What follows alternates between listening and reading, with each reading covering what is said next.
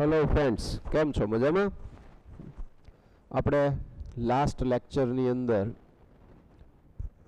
Alkyl halide અને aryl halide સંયોજનો છે એની બનાવટ ભણી ગયા, જેમાં આલ્કિન સંયોજન હોય એની HX સાથેની પ્રક્રિયા હોય કે Cl2Br2 સાથેની પ્રક્રિયા હોય, HXમાં HCl HBr HI સાથેની પ્રક્રિયા હોય.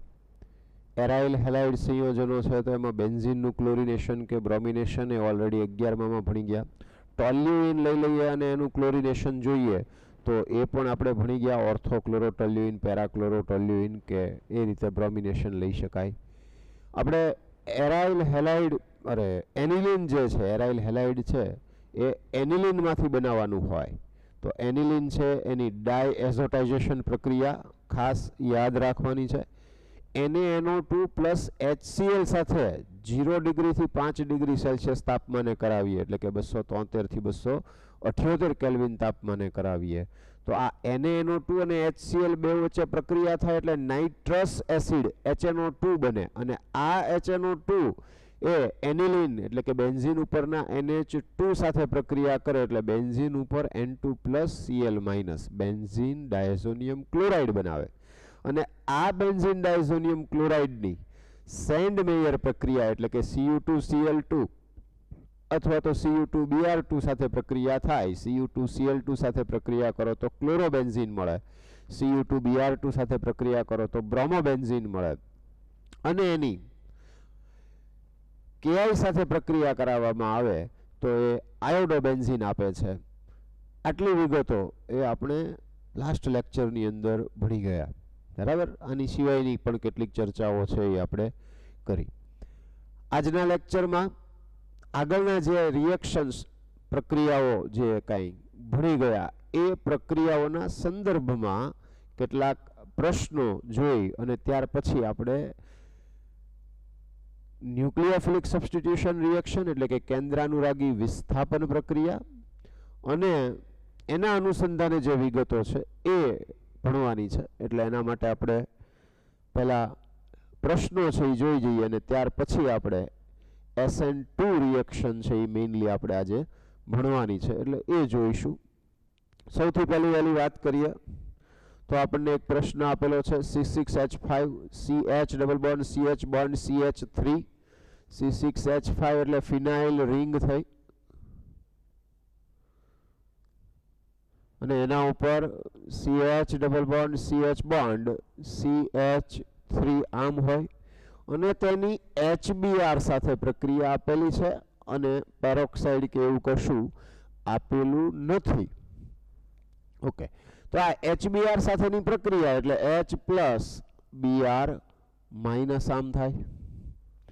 તો અહીંયા આગળ કયો કાર્બોકેટાયન બને? આમાં દ્વિબંધ તૂટે તો, કારણ કે અસંમિત આલ્કીન છે ને એની HBr સાથે પ્રક્રિયા થતી હોય તો સ્વાભાવિક છે કે અહીંયા આગળ જે કાર્બોકેટાયન બને એ વધુ સ્થાયી કાર્બોકેટાયન બનવો જોઈએ. આ આપણે શીખી ગયા માર્કોનિકોના નિયમ મુજબ. તો એ પ્રમાણે જોવા જઈએ તો આમાંથી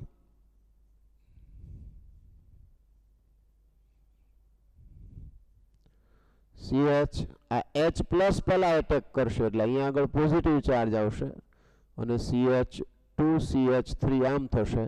ત્યાર પછીના તબક્કામાં Br- છે એ ઝડપી તબક્કામાં પ્રક્રિયા કરે તો આપણને નિપજ મળશે એ કંઈક આવી હશે.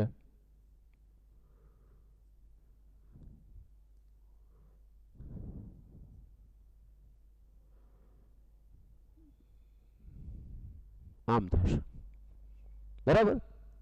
ઓકે, તો આ તમારી ફાઇનલ પ્રોડક્ટ થઈ. કારણ શું? તો કે મધ્યવર્તી તબક્કામાં જે કાર્બોકેટાયન બને એ વધુ સ્થાયી કાર્બોકેટાયન આ રીતે બનશે. ક્લિયર છે? ઓકે, નેક્સ્ટ ક્વેશ્ચન જોઈએ. ક્લોરોબેન્ઝીન એ પ્રયોગશાળામાં ખાલી જગ્યા દ્વારા સંશ્લેષિત કરી શકાય છે. તો ક્લોરોબેન્ઝીન પ્રયોગશાળામાં જો આપણે એ ક્લોરોબેન્ઝીન ને બદલે શું છે? ફ્લોરોબેન્ઝીન છે. એકચ્યુઅલી શું આવે? ફ્લોરો.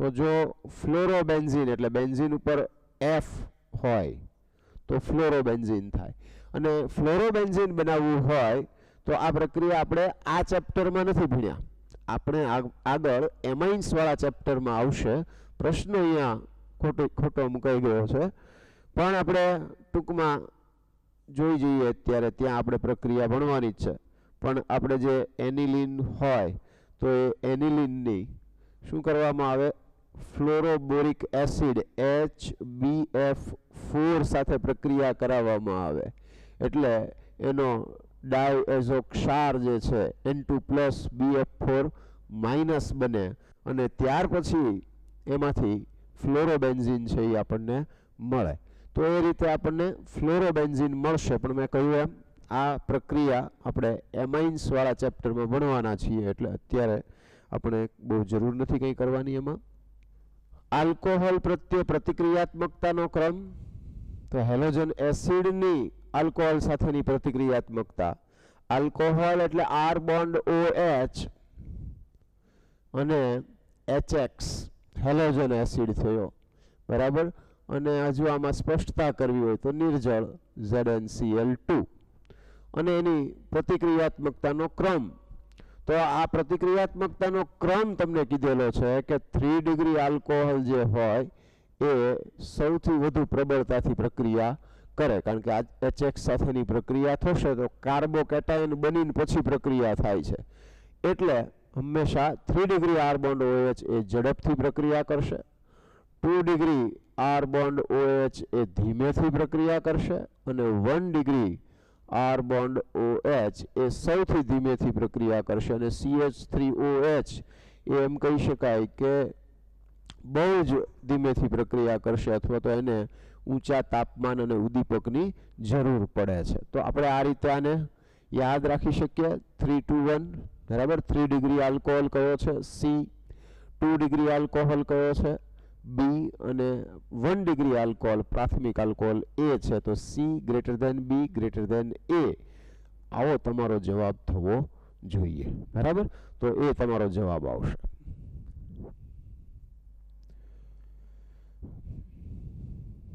ઓકે નેક્સ્ટ ક્વેશ્ચન જોઈએ નીચેનામાંથી કયો આલ્કોહોલ પ્રયોગશાળાના તાપમાને સાંદ્ર HCl સાથે આનુષંગિક આલ્કાઇલ ક્લોરાઇડ નિપજ આપશે અથવા તો તરત જ આપશે તો ઓરડાના તાપમાને કયો આલ્કોહોલ ઝડપથી તો સૌથી ફાસ્ટેસ્ટ રિએક્શન કરતો હોય ઝડપથી એ હંમેશા સરળતાથી પ્રક્રિયા કરતો હોય એટલે એ ઓરડાના તાપમાને પ્રક્રિયા કરે કયો આલ્કોહોલ 3 ડિગ્રી આલ્કોહોલ એટલે સેમ ક્વેશ્ચન કહી શકો તમે એને ત્યાર પછી સંયોજન Y ને ઓળખવાનું છે એનિલિન છે તો આ પ્રક્રિયા પણ આપણે ભણી ગયા બેન્ઝીન ઉપર NH2 છે એનિલિન હોય એટલે બેન્ઝીન ઉપર NH2 હોય NH3 ન હોય એટલે એનિલિન એટલે બેન્ઝીન ઉપર NH2 અને આ એનિલિનની શેની સાથે તો કે NaNO2 + HCl હવે આ બે વચ્ચે પ્રક્રિયા થાય એટલે HNO2 બને એટલે ક્યારેક NaNO2 ને HCl ન લખ્યું હોય અને HNO2 લખ્યું હોય તો સમજી જવાનું પાછું કે આ એ જ છે બરાબર 0 ડિગ્રી સેલ્સિયસ થી 5 ડિગ્રી સેલ્સિયસ એટલે તો કે બેન્ઝીન ઉપર N2 + Cl- આવું થાય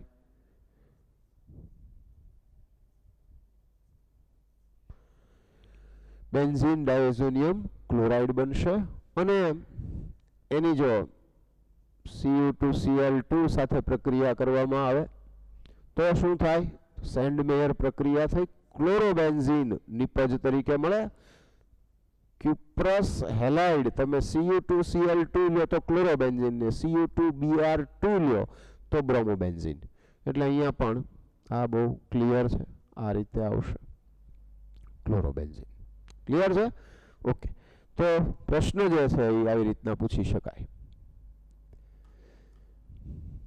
ત્યાર પછી પ્રક્રિયામાં એ શું છે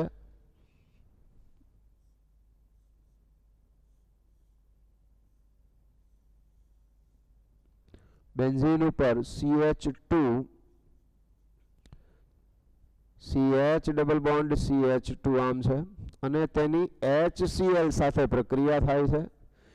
અસંમિત આલ્કીનની HX સાથેની પ્રક્રિયા હોય તો એ માર્કોવ-નિકોવના નિયમનું પાલન કરે, એટલે કે મધ્યવર્તી તબક્કામાં કાર્બોકેટાયન બને. અને કાર્બોકેટાયન મધ્યવર્તી તબક્કામાં બનતો હોય તો અને માત્ર તો જ એ રીઅરેન્જમેન્ટ એટલે કે પુનઃ ગોઠવણી પામે, થઈ શકે. એટલે અહીંયા એ જોઈ લઈએ કે HCl છે તો H પ્લસ Cl માઇનસ, તો કાર્બોકેટાયન બનાવતા હોય અને અસંમિત આલ્કીન છે તો H પ્લસ ક્યાં જોડાવાનું? દ્વિબંધમાંના વધુ હાઇડ્રોજન ધરાવતા કાર્બન ઉપર અહીંયા, એટલે આ ઇલેક્ટ્રોન યુગ્મ આના ઉપર આવશે. એટલે કે અહીંયા CH2 bond CH plus bond CH3 આમ થાય, પણ આનું રીઅરેન્જમેન્ટ પોસિબલ છે અને રીઅરેન્જમેન્ટ 1,2 હાઇડ્રાઇડ શિફ્ટ, બરાબર. એટલે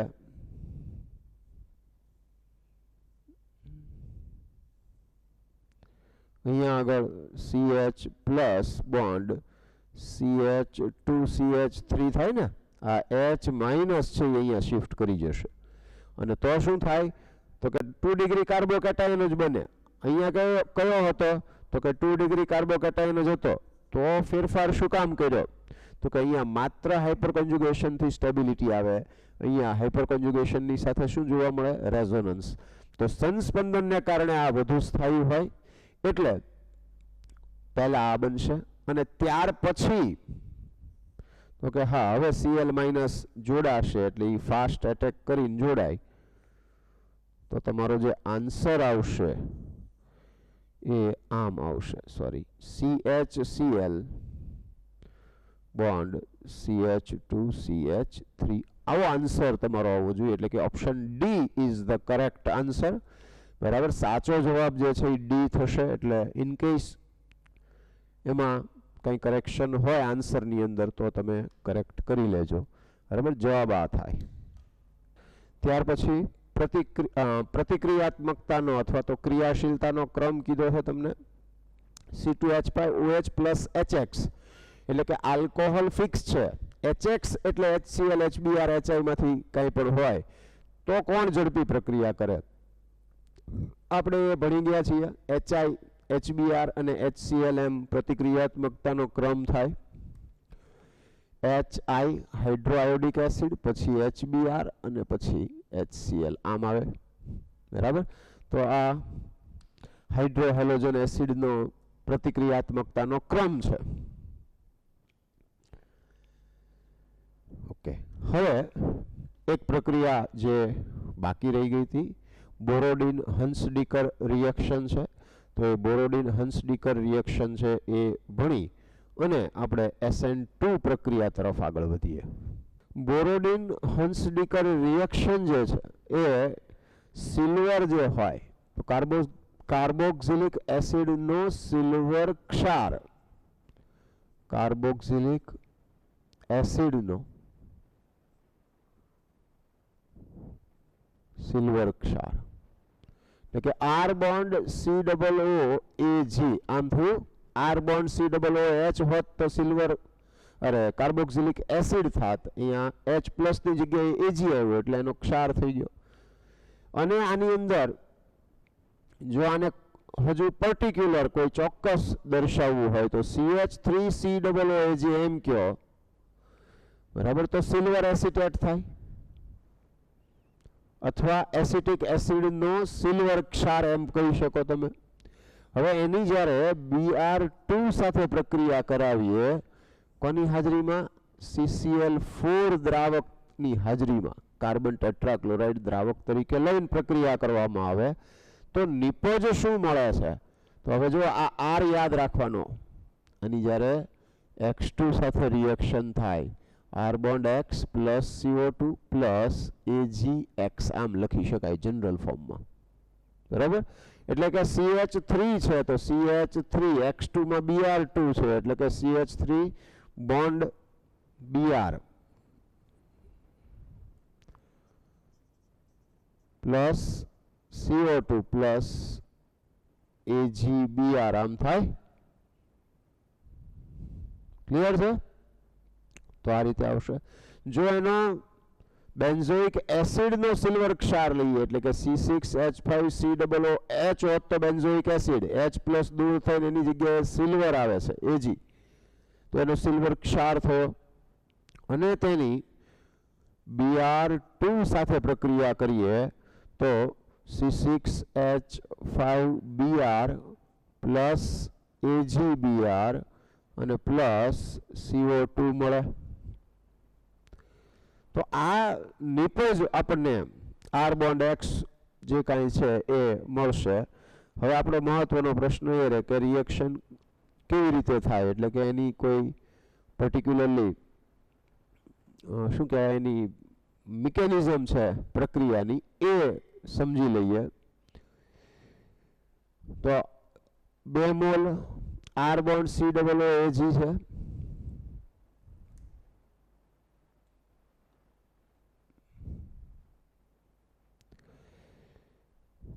તો એની પ્રક્રિયા જે છે એને મિકેનિઝમના સંદર્ભમાં એક વાત કરી જઈએ.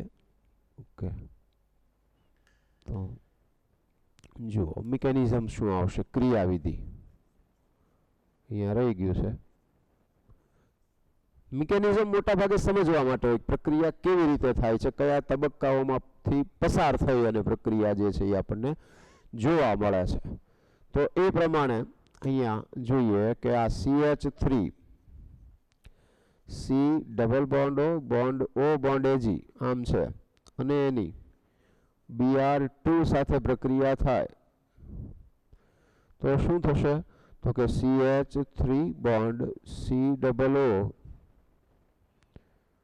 Br પ્લસ AgBr, એટલે કે અહીંયા Ag પ્લસ Br2 નું શરૂઆતમાં Br પ્લસ ને Br માઇનસમાં વિભાજન થયું એટલે કે CH3COO Ag plus Br minus અને આ Br પ્લસ છે એ અહીંયા જોડાય છે. બરાબર. હવે આ જે CH3COO એટલે કે CH3 bond C double bond O bond O bond Br એનું શું થશે, તો કે એનું સમભાગી વિભાજન થાય છે આનું, એટલે કે આ બંધ છે એ પ્રમાણમાં નિર્બળ બંધ છે અને એના કારણે એનું સમભાગી વિભાજનમાં રૂપાંતર થાય એટલે કે CH3 C double bond O bond O plus Br મુક્ત મૂલક આમ થાય એટલે મુક્ત મૂલક બન્યો. અહીંયા CH3COO વાળો મુક્ત મૂલક બન્યો એટલે શું થશે, તો કે CH3 C double bond O bond O આનું ફરી સમભાગી વિભાજન થાય એટલે કે CH3 free radical plus CO2 બનશે અને આ CH3 ફ્રી રેડિકલ છે એ કોની સાથે જોડાશે, તો કે એ Br મુક્ત મૂલક સાથે જોડાય એટલે CH3 Br આમ બનાવશે. તો આ રીતે આપણને બોરોડિન હન્સડીકર રિએક્શન છે એ જોવા મળે છે. આની સાથે સાથે બીજી એક પ્રક્રિયા કે જે યાદ રાખવાની છે, રાશિક પદ્ધતિથી વ્યાપક રીતે ક્લોરોબેન્ઝીન છે એ બનાવવામાં આવે છે અને આ રાશિક પદ્ધતિ જે છે એ શું છે જુઓ, રાશિક પદ્ધતિ કેવી રીતે થાય રાશિક પદ્ધતિ, તો કે બેન્ઝીન છે એની HCl ગેસ સાથે પ્રક્રિયા કરવામાં આવે. C6H6 એટલે બેન્ઝીન, તેની HCl ગેસ અને O2 ગેસની હાજરીમાં HCl ગેસ સાથે પ્રક્રિયા કરાવવામાં આવે. બરાબર. ઉદ્દીપક તરીકે CuCl2 ક્યુપ્રિક ક્લોરાઇડ અને 500 કેલ્વિન તાપમાને આ પ્રક્રિયા કરવામાં આવે એટલે શું થાય છે, તો કે C6H5Cl ક્લોરોબેન્ઝીન બનશે પ્લસ શું થશે, તો કે H2O અહીંયા 2HCl હોય. બરાબર. 2HCl પ્લસ O2 આમ છે એટલે +2H2O. તો આ રીતે આપણને ક્લોરોબેન્ઝીન નિપજ તરીકે મળશે. હવે અહીંયા આગળ અહીંયા 2HCl લીધા એટલે તમારે અહીંયા પણ લેવા પડે, અહીંયા પણ લેવા પડે. શું થાય તો કે C6H6 માનો એક H પ્લસ દૂર થાય, તો એવી રીતના 2 મોલ લીધા એટલે 2H પ્લસ આ 2 આ એની જગ્યાએ Cl દાખલ થશે. બરાબર. તો એ રીતે અહીંયા આગળ C6H5Cl ક્લોરોબેન્ઝીન છે એ આપણને મળશે. તો ક્લોરોબેન્ઝીન બનાવવાની આ જે પદ્ધતિ છે એને શું કહેવામાં આવે છે? રાશિક પદ્ધતિ. તો રાશિક પદ્ધતિ દ્વારા ક્લોરોબેન્ઝીન બને. C6H6 plus HCl gas plus O2 CuCl2 500 kelvin તાપમાને એ ઉદ્દીપક CuCl2 ની હાજરીમાં 500 કેલ્વિન તાપમાને પ્રક્રિયાથી ક્લોરોબેન્ઝીન નિપજ તરીકે મળશે. તો આ કેટલીક કોમ્પિટિટિવ એક્ઝામની રીતે જે વાત કરવાની હતી એ વાત થઈ. ઓવરઓલ અહીંયા બધી જ આલ્કાઇલ હેલાઇડ કે એરાઇલ હેલાઇડ સંયોજનોની બનાવટની જે પદ્ધતિઓ છે એ આવી ગઈ. બરાબર. એક પદ્ધતિ જે બાકી છે ફ્લોરોબેન્ઝીનની એ એમાઇન્સમાં આપણે જોઈ લેશું. આટલું ક્લિયર છે. નેક્સ્ટ જે આવે છે એ છે હેલો આલ્કેન સંયોજનોની રાસાયણિક પ્રક્રિયાઓ, અને એની અંદર એ મહત્વની જો વાત કરીએ તો એ કેવા પ્રકારે પ્રક્રિયા કરે છે તો કે એ વિસ્થાપન પ્રક્રિયા કરે છે. નંબર 1. નંબર 2 એ કેન્દ્રાનુરાગી વિસ્થાપન પ્રક્રિયા કરે છે, એટલે કે ન્યુક્લિયોફિલિક સબસ્ટિટ્યુશન રિએક્શન આપે છે. એટલે એના વિશે માહિતી મેળવીએ આપણે. હેલો આલ્કેન સંયોજનોની પ્રક્રિયાઓ: એક કેન્દ્રાનુરાગી વિસ્થાપન પ્રક્રિયાઓ, બીજું વિલોપન પ્રક્રિયાઓ અને ત્રીજું ધાતુઓ સાથેની પ્રક્રિયાઓ. તો આ 3 પ્રકારમાં હેલો આલ્કેન સંયોજનોની પ્રક્રિયાઓને વહેંચી શકાય. આ 3 પ્રકાર એ વારાફરતી જોઈએ. તો પહેલો જે પ્રકાર આવે કેન્દ્રાનુરાગી વિસ્થાપન પ્રક્રિયાઓ, એટલે આપણે કેન્દ્રાનુરાગી વિસ્થાપન પ્રક્રિયાઓ જોઈએ.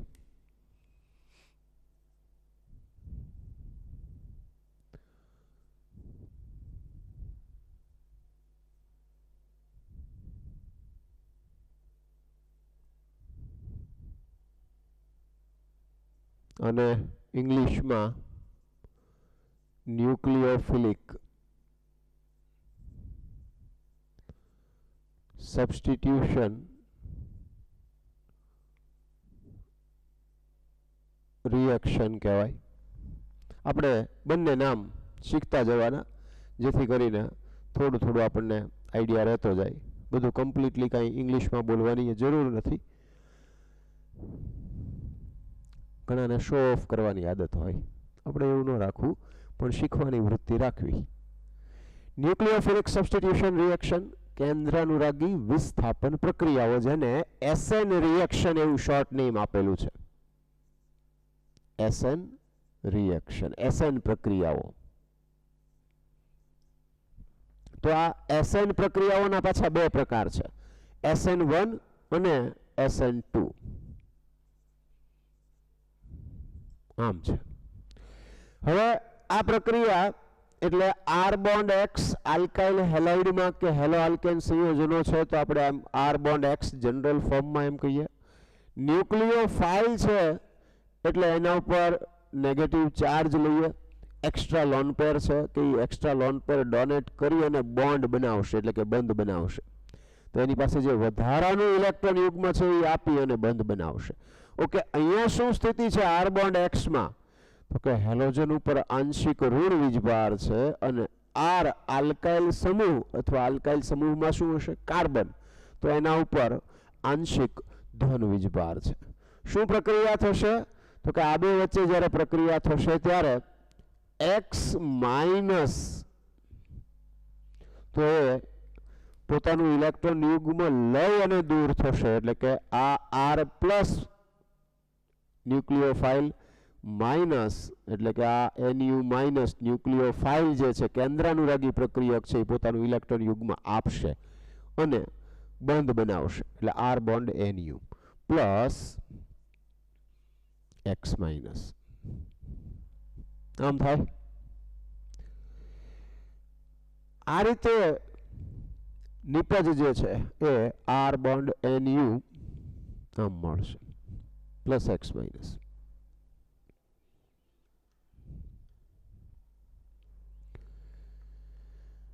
આવી જે પ્રક્રિયાઓ છે એ પ્રક્રિયાઓ પાછી બે પ્રકારે થાય. એકને કહીએ છીએ SN1 અને બીજું જે છે એ SN2. તો કે બે વચ્ચે ફેર શું? અત્યારે બહુ જ પ્રાથમિક આપણને આમ સરળતાથી ખબર પડે એવો તફાવત આપી અને હું સીધું SN2 ઉપર આગળ વધીશ.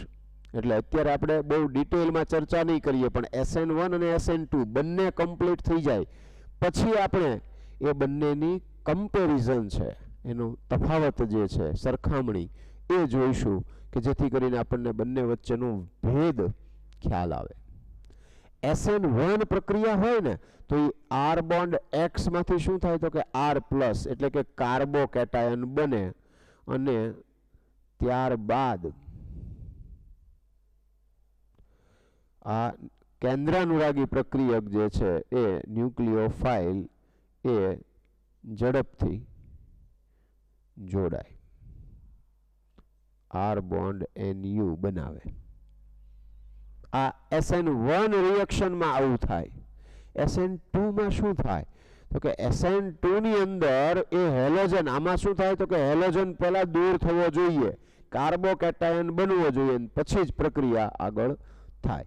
અહીંયા SN2 માં તો કે એમાં એવું ન હોય. એમાં શું થાય તો કે ન્યુક્લિયોફાઇલ છે ને એ હેલોજનથી વિરુદ્ધ દિશામાંથી બંધ બનાવે. એટલે કે બોન્ડ X ની હાજરીમાં જ ન્યુક્લિયોફાઇલ બંધ બનાવવાની શરૂઆત કરે. એટલે આમ એવું કહી શકાય કે આ બંને વચ્ચેનો મુખ્ય તફાવત આ છે કે એકમાં કાર્બોકેટાયન બને ને પછી જ ન્યુક્લિયોફાઇલ જોડાય છે અને એકમાં ઓલરેડી જે હાજર છે ન્યુક્લિયોફાઇલ અથવા તો હેલોજન, એની હાજરીમાં બીજો ન્યુક્લિયોફાઇલ છે એ એની વિરુદ્ધ દિશામાં જઈ અને જોડાણની શરૂઆત કરે. એટલે ઓલી બાજુ બંધ તૂટવાની શરૂઆત થાય ને ત્યાર પછી જૂનો બંધ તૂટી જાય તો જ નવો બંધ બને, એટલે પછી નવો બંધ બને છે. બરાબર? આમ તમે દેશી ભાષામાં એમ યાદ રાખી શકો, SN1 એટલે કેવું તો કે ભાઈ પહેલા છૂટાછેડા પછી જ બીજા લગ્ન, એટલે SN1. SN2 એટલે શું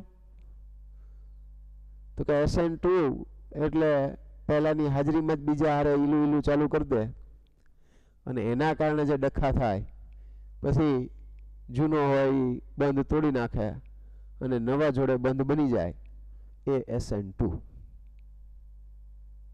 ક્લિયર? SN1 એટલે એક સમયે એક જ ની હાજરી, SN2 એટલે એક જ સમયે બેવની હાજરી હોય. આઈ થિંક હવે ખબર પડી ગઈ છે. હા, એમ તમે બધા ઈશારામાં સમજો છો કેમ? ઓકે. હવે આ બંને પ્રક્રિયાઓ તો બરાબર છે કે આ રીતે થશે જે આપણે ભણશું, પણ એના માટે કેટલીક વિગતો તમને ખબર હોવી જોઈએ, કારણ કે એના અનુસંધાને પ્રશ્નની અંદર કંઈક ને કંઈક વિગત એવી આવ્યા કરે અને એ આપણને આગળ જતા દરેક વખતે તકલીફ આપે. એટલે આપણે સોલ્વન્ટ, દ્રાવકો અને ત્યાર પછી ઇલેક્ટ્રોન અનુરાગી અને કેન્દ્રાનુરાગી પ્રક્રિયકો વિશે સમજીએ, જેથી કરીને આપણને એ શું થાય તો કે આગળ જતા ક્યાંય ડિસ્ટર્બ ન કરે. એટલે એટલી વિગત તમારા માટે થોડીક નવી અલગ આવશે જે મોડ્યુલમાં નથી અપાયેલી. તો એ વિગતો જે છે એ તમે અહીંયા જે કંઈ આવે એ નોંધી લેજો અને એને યાદ રાખી લેજો પ્રોપરલી સમજીને. બરાબર? આમ બહુ અઘરી, બિલકુલ અઘરી નથી, પણ પેલું કેવું છે કે આપ્યું નથી એટલે આપણને થોડુંક ઇરિટેશન થાય, પણ હવે એ મુશ્કેલી છે એટલે તમે થોડુંક ચલાવી લેજો. ત્યાં અમે જ્યારે હવે ભવિષ્યમાં જે આયોજન કરશું એમાં આવી જશે. તો સ્ટાર્ટ કરીએ આપણે દ્રાવકોથી, સોલ્વેન્ટ્સથી.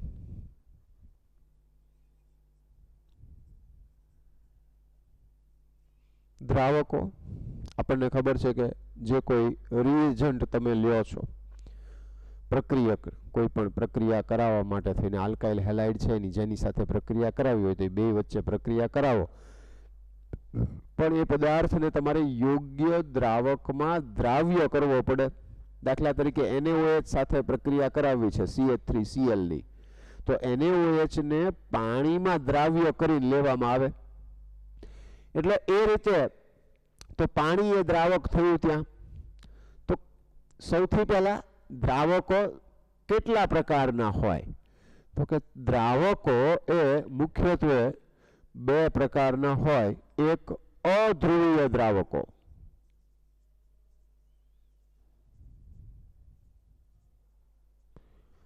અને બીજું ધ્રુવીય દ્રાવકો.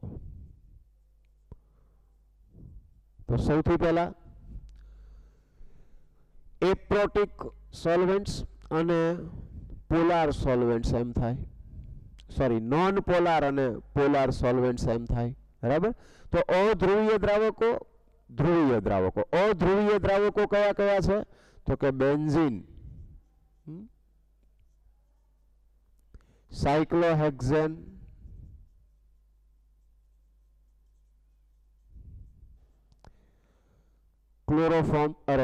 Carbon tetrachloride CCl4. તો આ કેટલાક અધ્રુવીય દ્રાવકો. ધ્રુવીય દ્રાવકો તો કે અગેન ધ્રુવીય દ્રાવકોને પાછા બે ભાગમાં વહેંચી શકાય. હવે આમાં મારે અંગ્રેજી નામ જ લખવું પડશે.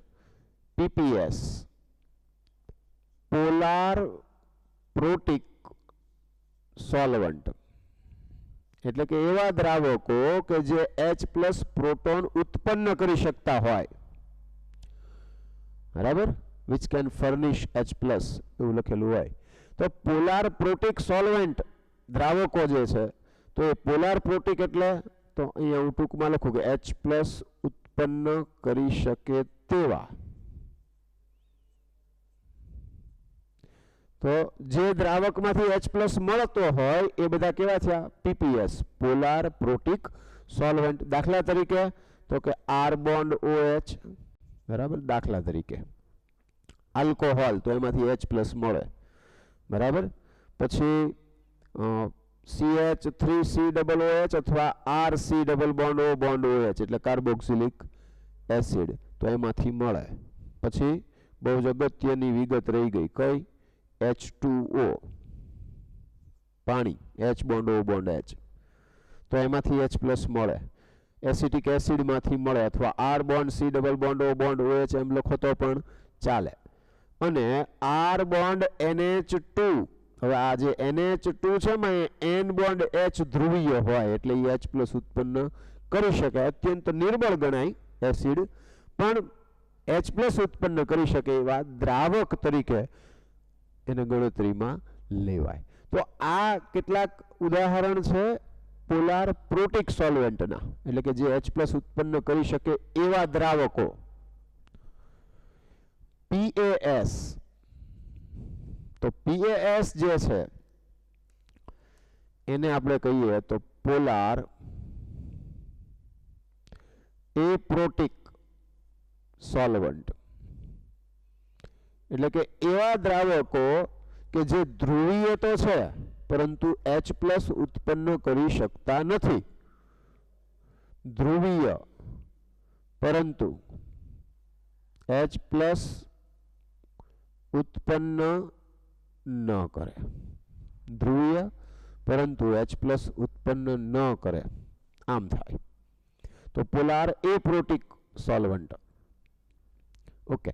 આવા કયા કયા છે? તો કે આમાં ઈથર આવે, CH3CH2OCH2CH3, તો ડાઈ ઇથાઇલ ઈથર.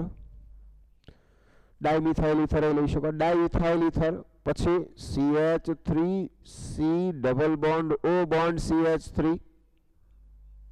કાર્બન ઓક્સિજન વચ્ચે વિદ્યુત ઋણતાનો તફાવત છે એટલે ધ્રુવીય થયા, પણ આ H+ ઉત્પન્ન ન કરી શકે એટલે H+ ઉત્પન્ન ન કરી શકે તેવા ધ્રુવીય દ્રાવકો. તો એસિટોન, આ જે છે એ શું થયું? એસિટોન. તો એસિટોન થાય, ડાયઇથાઇલ ઇથર થાય, હું ટૂંકમાં ઇથર લખું છું. Okay, CH3C double bond O છે એની જગ્યાએ C ડબલ બોન્ડ S લઈ લો. સોરી, અહીંયા S ડબલ બોન્ડ O. બરાબર. DMS dimethyl sulphoxide, dimethyl sulphoxide.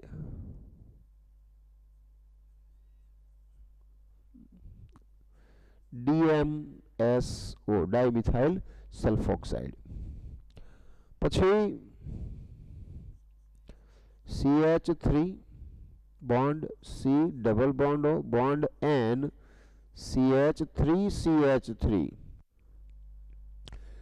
Dimethyl acetamide, એનું ટૂંકું નામ છે DMA, ડાયમિથાઇલ એસિટેમાઇડ. અને આની જેવો જ બીજો એક આવે CH3 સોરી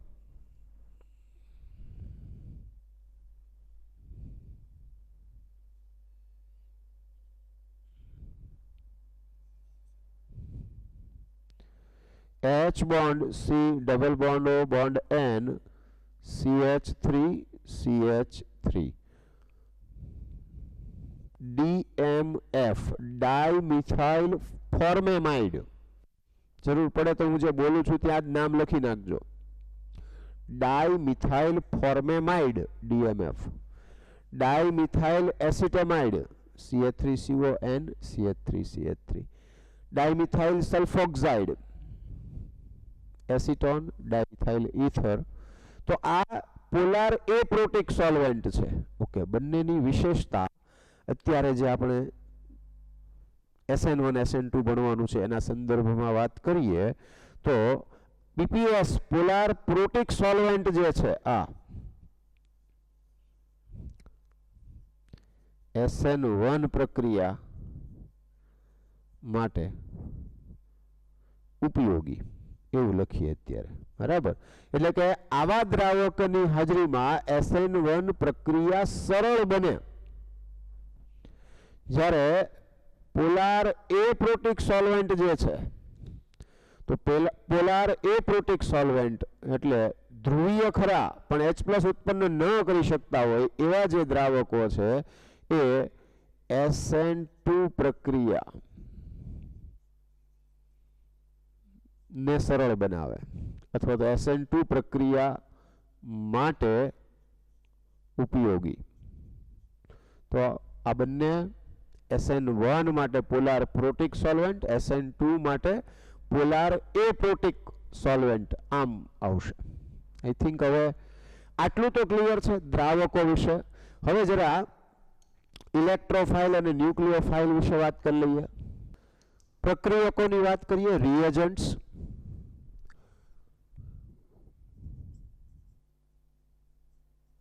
પ્રક્રિયકો.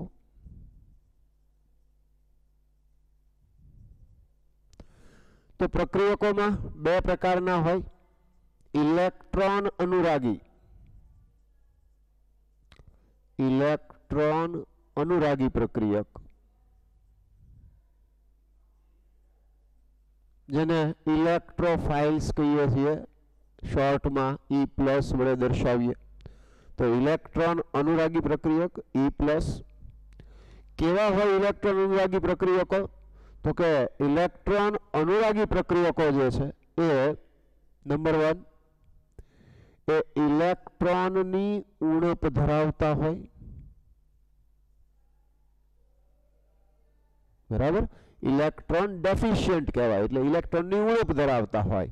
હવે ઇલેક્ટ્રોનની ઉણપ ધરાવતા હોય તો એ કાં તો ધન વીજભાર ધરાવતા હોય, ધન વીજભાર, અથવા તો તટસ્થ હોઈ શકે, તટસ્થ અણુઓ પણ હોય એવા આપણે હમણાં જોઈએ.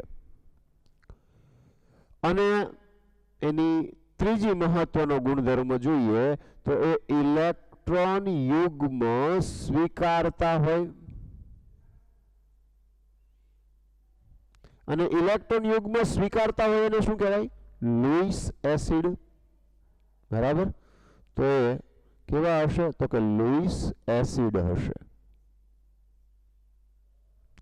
Louis acid.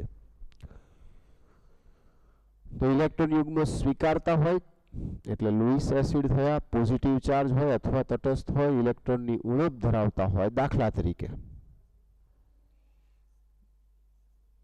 કયા કયા આવી શકે? તો કે H+, આ પણ ઇલેક્ટ્રોન અનુરાગી આયન થયો. તો ઇલેક્ટ્રોન અનુરાગી આયનો H+ હોય, R+ હોય, CH3+ હોય, CH3CH2+ હોય એટલે H+, R+. બીજા યાદ કરીએ તો CH3CO+, એસિટાઇલ સમૂહ હોય તો CH3CO+, NO+, NO2+, અને આ સિવાયના જોઈએ તો Cl+ અથવા X+ મૂકી દો તો પણ ચાલે, Br+, બરાબર, I+.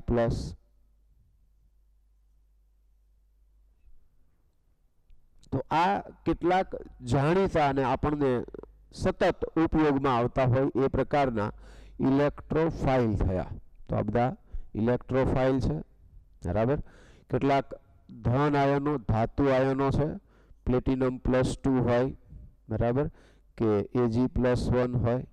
તો આ પણ કેટલાક વિશિષ્ટ રીતે ધન વીજભાર ધરાવતા હોય. ધન વીજભાર ધરાવે છે પરંતુ ઇલેક્ટ્રોફાઇલ નથી. Very important. ધન વીજભાર છે પણ ઇલેક્ટ્રોફાઇલ નથી. કયા કયા? તો કે NH4+. યાદ કરો, NH3 નું ઇલેક્ટ્રોન યુગ્મ આપેલું H+ ને ત્યારે NH4+ બન્યો. એટલે હવે NH4+ ઇલેક્ટ્રોન યુગ્મ સ્વીકારે એવી કોઈ શક્યતા કે ક્ષમતા જ નથી એની. એટલે NH4+. આ સિવાય H3O+, H2O જે હોય એનું ઓક્સિજન પોતાનું લોન પર આપીને બીજા એક H+ ને જોડે એટલે H3O+ બને. તો H3O+ છે એ પણ ઇલેક્ટ્રોન યુગ્મ સ્વીકારી ન શકે. જે ઇલેક્ટ્રોન યુગ્મ સ્વીકારી ન શકતા હોય એને ઇલેક્ટ્રોન અનુરાગી કહી શકાય નહીં. ખ્યાલ આવે?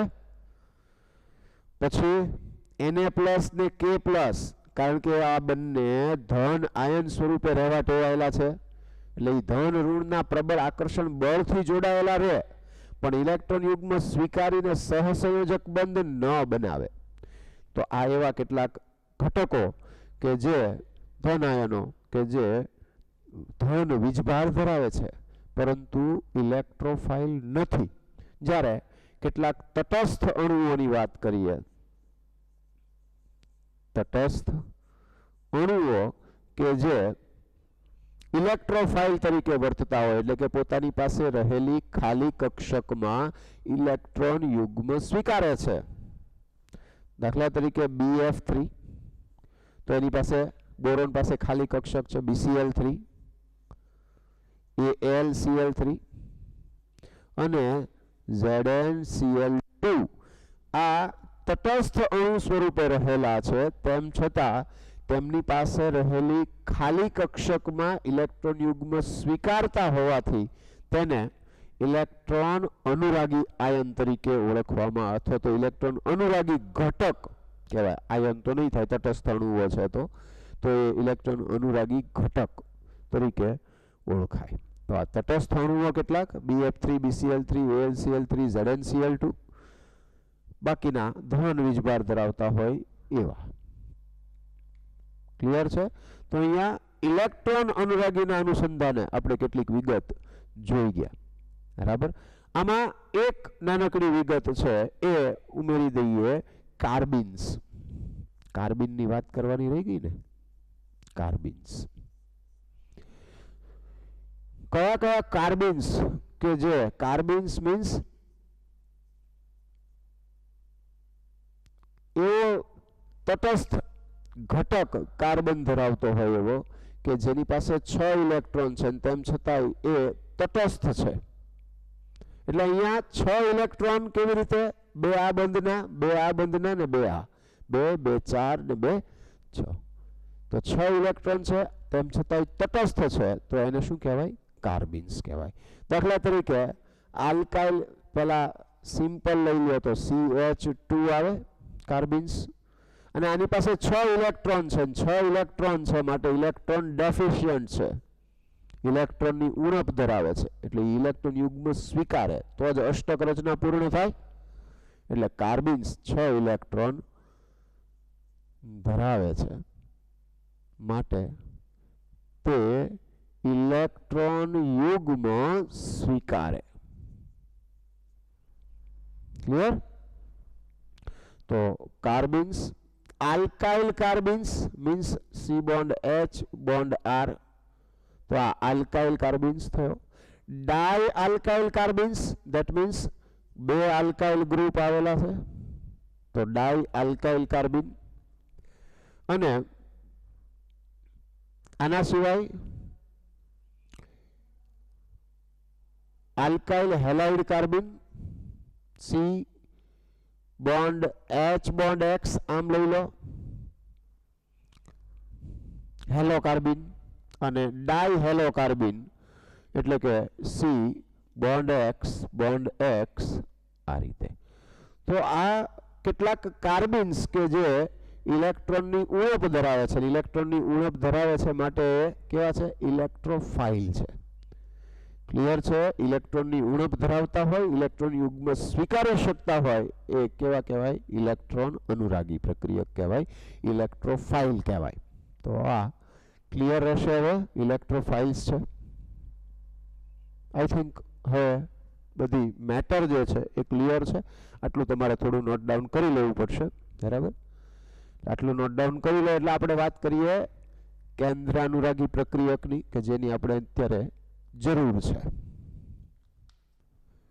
બીજું છે કેન્દ્રાનુરાગી પ્રક્રિયકો.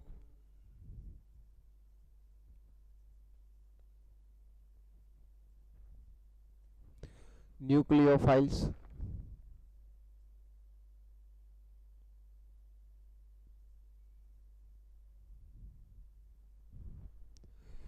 કેન્દ્રાનુરાગી પ્રક્રિયકો એટલે જે કેન્દ્રને આકર્ષતા હોય, કેન્દ્રને આકર્ષતા હોય એટલે પોતે ઋણ વીજભાર ધરાવતા હોય, એટલે એની જે કેરેક્ટરિસ્ટિક્સ જોઈએ, ગુણધર્મો એના, તો આપણે એમ કહી શકીએ કે એ વધારાના ઇલેક્ટ્રોન યુગ્મ ધરાવતા ઘટકો, જે ઇલેક્ટ્રોન યુગ્મ પ્રદાન કરી બંધ બનાવે છે, અથવા તો ઇલેક્ટ્રોન યુગ્મ દાતા છે, ઇલેક્ટ્રોન યુગ્મ દાન કરવાની વૃત્તિ ધરાવે છે.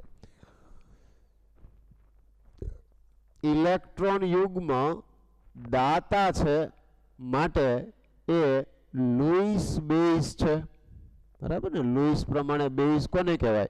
જે ઇલેક્ટ્રોન યુગ્મ ડોનેટ કરતા હોય. તો આ રીતે જે વધારાનું ઇલેક્ટ્રોન યુગ્મ ધરાવતા ઘટકો હોય, ઇલેક્ટ્રોન યુગ્મ પ્રદાન કરીને બંધ બનાવતા હોય, તો આવા જે પણ ઘટકો છે એ બધા જ શું ઓળખાય? કેન્દ્રાનુરાગી પ્રક્રિયક તરીકે ઓળખાય છે. તો આવા કેન્દ્રાનુરાગી પ્રક્રિયકો જે છે, હવે એ બેઝ પણ હોઈ શકે ને કેન્દ્રાનુરાગી પ્રક્રિયક કહેવાય. તો કે બે વચ્ચેનો ફેર શું? કારણ કે જનરલી કન્ફ્યુઝન છે એવું થતું હોય છે કે સાહેબ ન્યુક્લિયોફાઇલ અને બેઝ એ બંને વચ્ચેનો તફાવત શું? તો આમ જોવા જાવ તો ઓલમોસ્ટ બંનેમાં સરખાપણું છે, સામ્યતા છે, પણ નાનકડો તફાવત છે બે વચ્ચે. એટલે હું તમને એક ઉદાહરણ લખી અને એ સમજાવું કે ન્યુક્લિયોફાઇલ અને બેઝ આ બે, તો કે OH માઇનસ પ્રબળ બેઝમાંથી OH માઇનસ મળતો હોય અને એ જ્યારે HCl જેવા એસિડ સાથે પ્રક્રિયા કરે, એટલે કે OH માઇનસ પોતાનું ઇલેક્ટ્રોન યુગ્મ કોને આપે? H પ્લસ ને આપે, બરાબર. આ પાર્શિયલી પોઝિટિવ હશે, પાર્શિયલી નેગેટિવ હશે. શું બનાવશે? તો કે H2O પ્લસ Cl માઇનસ આમ બનાવશે, એટલે કે Cl માઇનસ ને દૂર કરશે અને H પ્લસ ને પોતાના સાથે જોડ્યો, બંધ બનાવ્યો. તો અહીંયા આગળ જે OH માઇનસ છે એ ઇલેક્ટ્રોન યુગ્મ જો H પ્લસ ને આપે તો એ બેઝ કહેવાય. તો આ બેઝ કહેવાય. પણ આના જેવી જ પ્રક્રિયા OH માઇનસ વત્તા CH3Cl, આપણને આ ખબર છે કે આ પાર્શિયલી નેગેટિવ છે ને આ પાર્શિયલી પોઝિટિવ છે. OH માઇનસ પોતાનું ઇલેક્ટ્રોન યુગ્મ એ CH3 પ્લસ ને આપે ને Cl માઇનસ છૂટો પડે. આ રીતે પ્રક્રિયા થાય તો આ OH bond CH3 plus Cl minus. હવે આ જે ઘટક છે એને શું કહેવાય? તો કે કેન્દ્રાનુરાગી. તો એને ન્યુક્લિયોફાઇલ કહેવાય. એટલે ન્યુક્લિયોફાઇલ ક્યારે કહેવાય અને બેઝ ક્યારે કહેવાય? બેનો તફાવત ખ્યાલ આવી ગયો. જ્યારે OH માઇનસ જેવો ઋણ ઘટક H પ્લસ ને ઇલેક્ટ્રોન યુગ્મ આપતો હોય તો એવી જે પ્રક્રિયા છે એ એસિડ બેઝ પ્રક્રિયા થઈ અને એમાં OH માઇનસ છે એ શું થયો? બેઝ થયો. પણ આ જ પ્રકારનો OH માઇનસ એ R બોન્ડ X અથવા આવા કોઈ પણ આંશિક ધન વીજભારિત કાર્બનને ઇલેક્ટ્રોન યુગ્મ આપીને એની સાથે બંધ બનાવે ત્યારે આ OH માઇનસ છે એ શું કહેવાય? કેન્દ્રાનુરાગી પ્રક્રિયક કહેવાય. તો એ રીતે આને કેન્દ્રાનુરાગી પ્રક્રિયક કહેવાશે. ઓકે, કેન્દ્રાનુરાગી પ્રક્રિયકોની ખાસિયત શું હોય? તો કે ન્યુક્લિયોફાઇલ્સ જે છે કેન્દ્રાનુરાગી પ્રક્રિયકો, કેન્દ્રાનુરાગી પ્રક્રિયકો એવું આખું લખવું ન પડે એટલે હું દર વખતે NU માઇનસ એવું લખી નાખું છું ટૂંકમાં. તો આ કેન્દ્રાનુરાગી પ્રક્રિયકો જે છે એ કેવા હોય? તો કેન્દ્રાનુરાગી પ્રક્રિયકો એ ધન વીજભારિત કાર્બન અથવા તો આંશિક ધન વીજભારિત કાર્બન સાથે જોડાય, અથવા તો કેટલાક ઇંગ્લિશ શબ્દો એવા હોય કે જેનું ગુજરાતી ન થાય, જેમ કેટલાક ગુજરાતી શબ્દોનું અંગ્રેજી ન થાય એમ, બરાબર. ન્યુક્લિયોફાઇલ્સ આર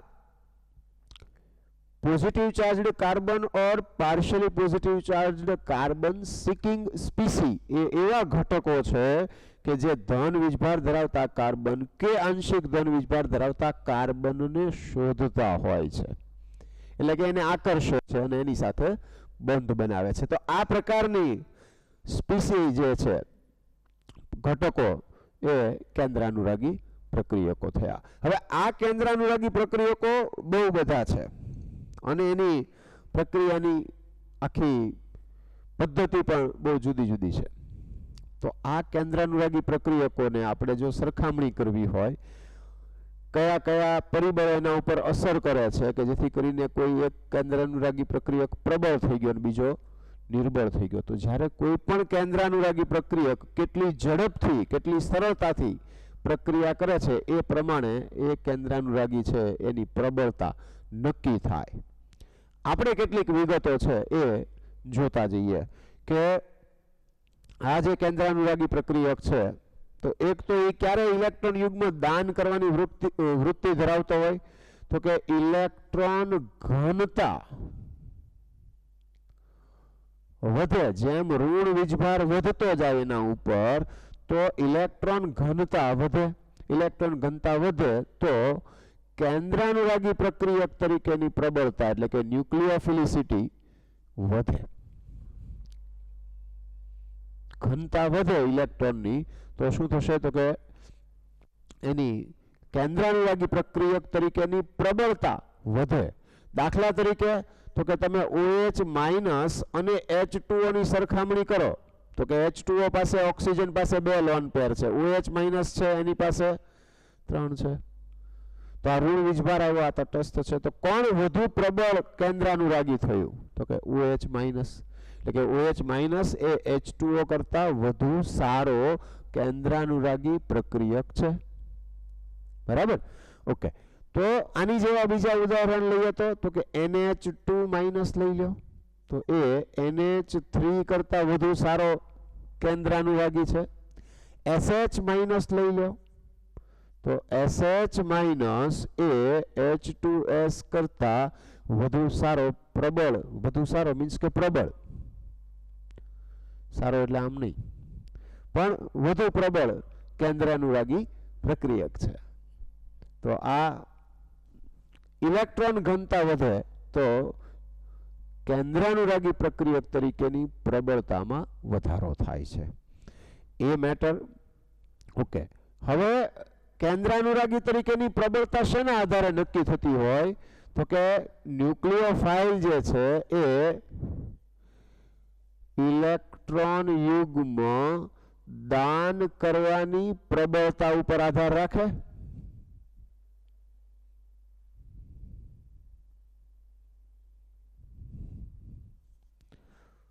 હવે જુઓ, એને હું તમને થોડાક સરળ શબ્દોમાં એમ કહી શકું કે જેટલો ઋણ વીજભાર અસ્થાયી હોય ને એટલો પ્રબળતાથી ઇલેક્ટ્રોન યુગ્મ આપે. કારણ કે ઋણ વીજભાર જે અસ્થાયી હોય એ શું હોય? તો કે એ ખૂબ જ ઝડપથી કોઈક ધન આયનને શોધતો હોય કે જેને એ પોતાનું વધારાનું ઇલેક્ટ્રોન યુગ્મ આપી અને આમ તટસ્થ થઈ જાય તો એ સ્ટેબલ થાય, તો સંતુલિત થાય વીજભારની દ્રષ્ટિએ. એટલે જેટલો ઋણ વીજભાર અસ્થાયી એટલી કેન્દ્રાનુરાગી પ્રબળતા વધારે થઈ. બરાબર? બીજો અર્થ એવો થયો એનો કે જેટલો ઋણ વીજભાર વધુ સ્થાયી એટલી કેન્દ્રાનુરાગી તરીકેની પ્રબળતા ઓછી.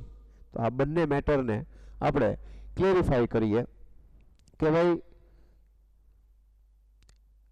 વિદ્યુત ઋણતા, ઇલેક્ટ્રોનેગેટિવિટી, વિદ્યુત ઋણતા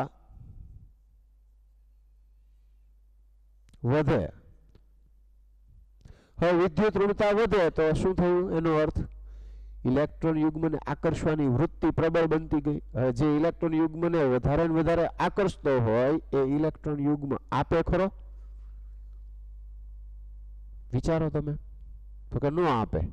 એ જલ્દીથી ઇલેક્ટ્રોન યુગ્મ આપશે, ભલે હશે ખરા એની પાસે. ફ્લોરિન છે એ હાઈએસ્ટ ઇલેક્ટ્રોનેગેટિવ એટમ છે ને, સૌથી વધુ પ્રબળ વિદ્યુત ઋણતા ધરાવે છે, સૌથી વધુ.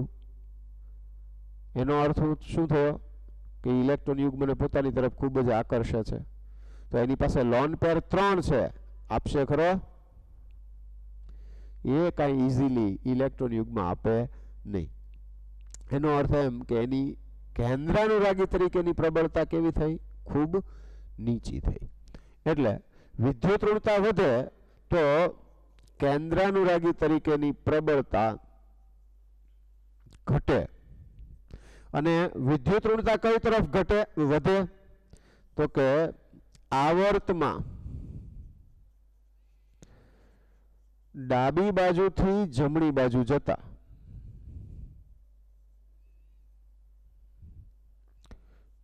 ઇલેક્ટ્રોનેગેટિવિટી વધે, માટે કેન્દ્રાનુરાગી પ્રબળતા ઘટે. આઈ થિંક ક્લિયર છે. જુઓ ઉદાહરણ કે CH3 ઉપર માઇનસ ચાર્જ હોય, NH2 ઉપર માઇનસ ચાર્જ હોય, OH ઉપર માઇનસ ચાર્જ હોય ને F માઇનસ ઉપર ચાર્જ હોય, તો સૌથી વધુ સ્થાયી ઋણ વીજભાર કોના ઉપર કહેવાય? સંસ્પંદનમાં આપણે એવું શીખી ગયા. વધુ વિદ્યુત ઋણીય પરમાણુ ઉપર ઋણ વીજભાર વધુ સ્થાયી હોય છે, જેનો બીજો મિનિંગ એવો કરતા હતા કે ઓછા વિદ્યુત ઋણીય પરમાણુ ઉપર ધન વીજભાર વધુ સ્થાયી હોય. ઓકે. તો અહીંયા આગળ વિદ્યુત ઋણતા વધતી જાય, કાર્બન, નાઇટ્રોજન, ઓક્સિજન ને ફ્લોરિન. તો જેમ જેમ વિદ્યુત ઋણતા વધતી જાય શું થશે? તો કે ઇલેક્ટ્રોનેગેટિવિટી વધે, માટે ન્યુક્લિયોફિલિસિટી એટલે કે કેન્દ્રાનુરાગી પ્રબળતા ઘટે.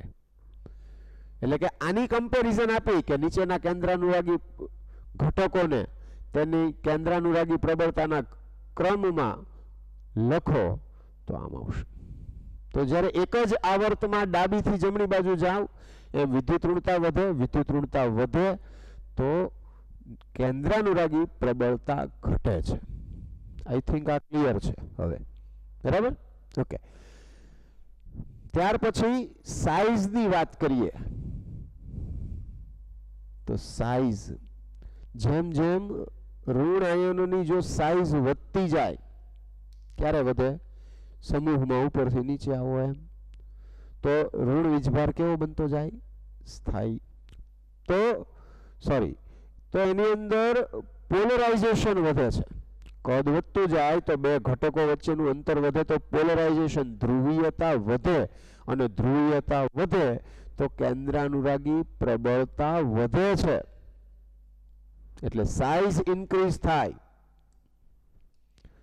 બરાબર? કદ વધે તો કેન્દ્રાનુરાગી પ્રબળતા વધે.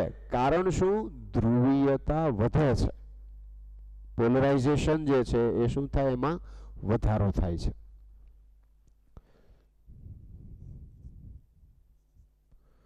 સાઇઝ, કદ વધે તો ધ્રુવીયતા,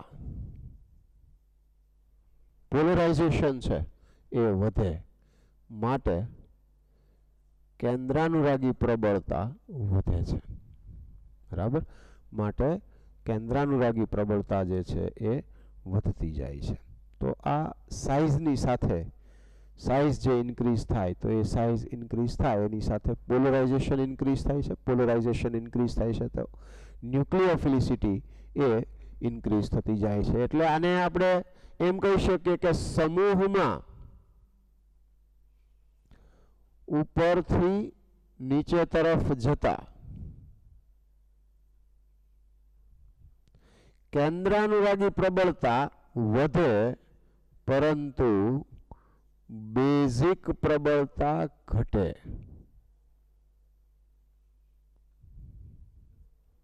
બરાબર? તો અહીંયા આગળ આ બેઝિક પ્રબળતા જે છે, બેઝ તરીકેની પ્રબળતા એ ઘટતી જાય છે. તો સમૂહમાં ઉપરથી નીચે જતા ન્યુક્લિયોફિલિસિટી છે ઇન્ક્રીઝ થાય છે. એટલે આપણે આને આમ એક ગ્રાફ જેવું આમ બનાવીએ તો આ જે છે એ શું થાય? આવર્તમાં આમ તો ઇલેક્ટ્રોનેગેટિવિટી વધે, અને ઇલેક્ટ્રોનેગેટિવિટી વધે માટે ન્યુક્લિયોફિલિસિટી, કેન્દ્રાનુરાગી પ્રબળતા ઘટે. જ્યારે સમૂહમાં ઉપરથી નીચે આવો એમ કદ વધે, બરાબર? ધ્રુવીયતા વધે, માટે ન્યુક્લિયોફિલિસિટી એટલે કે કેન્દ્રાનુરાગી પ્રબળતા વધે છે. બરાબર? પણ અહીંયા સાથે સાથે એ પણ જોવાનું કે બેઝિક પ્રબળતા ઘટે, બેઝ તરીકેની પ્રબળતા ઘટે. ક્લિયર છે? તો આ એક આ રીતે આપણે યાદ રાખી લઈશું. આવર્તમાં ડાબીથી જમણી બાજુ જાવ, વિદ્યુત ઋણતા વધતી જાય એટલે કેન્દ્રાનુરાગી પ્રબળતા વધતી જાય. સમૂહમાં ઉપરથી નીચે આવો એમ કદ વધે, ધ્રુવીયતા વધે, ધ્રુવીયતા વધે તો કેન્દ્રાનુરાગી પ્રબળતા વધે છે. આઈ થિંક ક્લિયર છે હવે, બરાબર? ઓકે. ત્યાર પછી કેટલાક અપવાદો જે છે એ અપવાદોની વાત કરીએ, અને સમાન દાતા પરમાણુની હાજરીમાં, તો એની હાજરીમાં બેઝ તરીકેની પ્રબળતા અને કેન્દ્રાનુરાગી પ્રબળતા લગભગ સરખી હોય, પણ ત્યાં આગળ સ્થિરતાનો ક્રમ છે એ જોશું. એટલે કે ઋણ વીજભાર ક્યાં વધુ સ્થિર છે અને ક્યાં ઓછો સ્થિર છે એ પ્રમાણે એમાં ફેરફાર જોવા મળશે.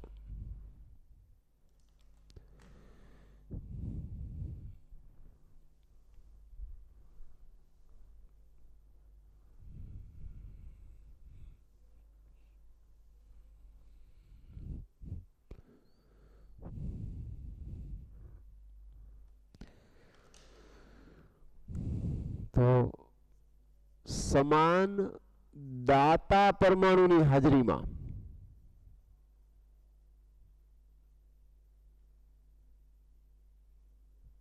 તો સમાન દાતા પરમાણુની હાજરીમાં શું થાય?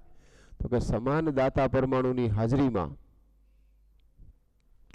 બેઝ તરીકેની પ્રબળતા એ ઓલમોસ્ટ સરખી છે ન્યુક્લિયોફાઇલ તરીકેની પ્રબળતા સાથે. લગભગ બંને કેવા આવે છે? સરખા આવે છે. દાખલા તરીકે R બોન્ડ O માઇનસ પછી OH માઇનસ, તો આ સૌથી વધુ પ્રબળ કેન્દ્રાનુરાગી છે OH માઇનસ. ત્યાર પછી લઈ લો તો ફિનોક્સાઇડ આયન. તો ફિનોક્સાઇડ આયનમાં ઋણ વીજભાર સ્થાયી હોય. જેમ જેમ ઋણ વીજભારની સ્થિરતા વધતી જાય તો એને ઇલેક્ટ્રોન યુગમાં આપવાની વૃત્તિ ઘટે, ઓછી હોય, તો એની કેન્દ્રાનુરાગી તરીકેની પ્રબળતા પણ કેવી થઈ? ઓછી થઈ. એટલે જ્યાં જ્યાં સંસ્પંદન આવતું જશે એમ શું થશે? કેન્દ્રાનુરાગી તરીકેની પ્રબળતા ઘટતી જશે. એટલે RO minus, OH minus, phenoxide ion, RC double bond O, bond O minus, આમ થાય.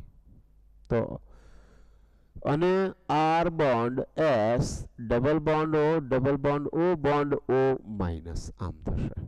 તો આ રીતે આ કેન્દ્રાનુરાગી પ્રબળતા છે એ ઘટે છે આ દિશામાં, અને સાથે સાથે બેઝ તરીકેની પ્રબળતા પણ ઘટે છે. ક્લિયર? હવે આપણે કેટલાક અપવાદો જોઈએ કે જેમાં આપણે એવું કીધું કે ઇલેક્ટ્રોનની ઘનતા વધે તો શું થશે? તો કે તો એની કેન્દ્રાનુરાગી તરીકેની પ્રબળતા વધે છે. તો અહીંયા આગળ એવા કેટલાક ઉદાહરણ કે જેમાં એની ઇલેક્ટ્રોનની ઘનતામાં તો વધારો થાય છે, તેમ છતાં તેની કેન્દ્રાનુરાગી તરીકેની પ્રબળતા ઓછી છે. અપવાદો. શું અપવાદ છે? તો કે જુઓ, CH3C CH3 bond O minus, આને કહેવાય ટર્શરી બ્યુટોક્સાઇડ આયન. તો આ ટર્શરી બ્યુટોક્સાઇડ આયનને CH3CH2O માઇનસ જેવા ઘટક સાથે જો સરખાવીએ, બરાબર, તો અહીંયા શું થાય? તો કે અહીંયા આગળ પ્લસ આઈ અસર, આની એ પ્લસ આઈ, બરાબર, આ પ્લસ આઈ અને આની પણ પ્લસ આઈ. તો પ્લસ આઈ ને કારણે શું કરે? ઇલેક્ટ્રોનને પોતાના તરફથી દૂર ધકેલે. તો અહીંયા આગળ ઋણ વીજભાર વધતો જશે. એનો અર્થ એમ કે કેન્દ્રાનુરાગી પ્રબળતા વધવી જોઈએ. વધે છે એવું મેં નથી કીધું, જાગતે રહો. તો ટર્શરી બ્યુટોક્સાઇડ આયન કે જેની ઇલેક્ટ્રોનની ઘનતા વધુ જ છે, તેમ છતાંય એવું કહે છે કે જો આપણે આને 1 નંબર ને આને 2 નંબર કહીએ તો આ ઇથોક્સાઇડ આયન છે, 2 નંબર છે, એની કેન્દ્રાનુરાગી પ્રબળતા વધુ છે 1 કરતા. ऐसा क्यों है भाई? ये जैसा है ये ऐसा क्यों है? रीजन એટલું જ તે સ્ટેરિક હિન્ડ્રેન્સ.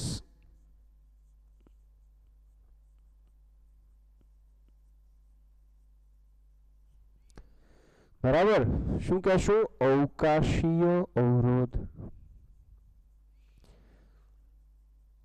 આ ભાઈનું કદ એટલું મોટું થઈ ગયું છે કે એને ઇલેક્ટ્રોન યુગ્મ તો આપવો છે, પણ ધન વીજભાર વાળા ઘટક સુધી એ સરળતાથી પહોંચી શકે એમ નથી.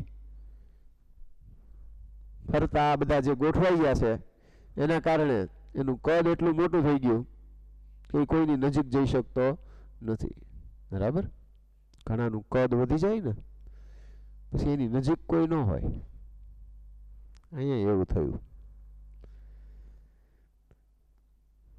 ક્લિયર છે? અવકાશીય અવરોધ, જેના કારણે એ સરળતાથી ઇલેક્ટ્રોન યુગ્મ આપી શકતું નથી. અને એટલા માટે એના કરતાં તો ઇથોક્સાઇડ આયન તો કે કદમાં નાનો છે, સરળતાથી ધન વીજભારિત કાર્બન સુધી પહોંચી જશે. પછી આંશિક હોય કે પૂર્ણ હોય ધન વીજભાર, પણ ત્યાં સરળતાથી પહોંચી શકશે. એટલા માટે આ જે CH3CH2 O- ઇથોક્સાઇડ આયન છે તો તેની કેન્દ્રાનુરાગી તરીકેની પ્રબળતા ટર્શરી બ્યુટોક્સાઇડ આયન કરતા વધારે છે. આઈ થિંક ક્લિયર છે, બરાબર? ઓકે, તો અહીંયા આગળ 2 ઇઝ ગ્રેટર ધેન 1. અને એના જેવું જ બીજું એક ઉદાહરણ લઈએ, પિરિડીન. પિરિડીન એક તો નામ ખબર હોવું જોઈએ, નામની સાથે બંધારણ ખબર હોવું જોઈએ, આમ અથવા અંદર રિંગ કરી દો, બરાબર? બેન્ઝીન જેવી રિંગમાં અંદર એક નાઇટ્રોજન પરમાણુ હોય, એટલે કાર્બન 6 ન હોય, કાર્બન 5 જ હોય. તો આવું જે બંધારણ છે આ, તો આ પિરિડીન થયું. તો એમાં ટર્શરી બ્યુટાઇલ હોય 1,5 ડાયટર્શરી બ્યુટાઇલ, બરાબર? CH3 CH3 CH3 ને અહીંયા કાર્બન. એમ તો આ જે છે એનું કદ વધી ગયું કે જેના કારણે નાઇટ્રોજન પાસે અબંધકારક ઇલેક્ટ્રોન યુગ્મ છે તો ખરું, પણ એ કોઈને સરળતાથી આપી શકતો નથી. કોની સરખામણીમાં? તો કે પિરિડીનની સરખામણીમાં. આ પિરિડીન છે જેમાં આજુબાજુમાં કોઈ બધા એના કોઈ બીજા ભાઈઓ આવેલા નથી, તો એ ઇલેક્ટ્રોન યુગ્મ સરળતાથી આપશે, નડશે નહીં કોઈ. એટલે અહીંયા અવકાશીય અવરોધ વધુ માટે આને જો 1 નંબર કહીએ અને આને 2 નંબર કહીએ તો 2 એ 1 નંબર કરતા વધુ કેન્દ્રાનુરાગી તરીકે પ્રબળ ગણાય. આઈ થિંક ક્લિયર છે, બરાબર? It's okay. તો આપણા માટે જેટલું અગત્યનું કહી શકાય એવી કેન્દ્રાનુરાગી પ્રક્રિયકોની વિશેની માહિતી તમને મેં આપી. આનાથી વિશેષ પછી કેટલીક પ્રબળતાઓ એવી છે કે જે તમારે ફરજિયાતપણે યાદ રાખવી પડે, કે પ્રેક્ટિકલી જે પ્રૂવ થતું હોય તો એ પ્રકારના જે ક્રમ આવે છે એ ક્રમના અનુસંધાને જોવા જઈએ તો એ વિગત આપણે યાદ રાખવી પડે, બરાબર? તો એ રીતે અમુક વિગતો એવી પણ છે કે જે યાદ રાખવી પડે. બાકીની બધી વિગતો છે એ આપણે અહીંયા પૂરી કરી કેન્દ્રાનુરાગી પ્રક્રિયકોની પ્રબળતા, જેથી કરીને આપણને એના અનુસંધાને કોઈ પ્રશ્ન આવે, ક્યારેક ક્યારેક પૂછાઈ ગયેલો છે JEE-માં ને એમાં, તો આપણે એ સમજી શકીએ અને લખી શકીએ. SN2 પ્રક્રિયા દ્વિઆણુવીય કેન્દ્રાનુરાગી વિસ્થાપન પ્રક્રિયા. દ્વિઆણુવીય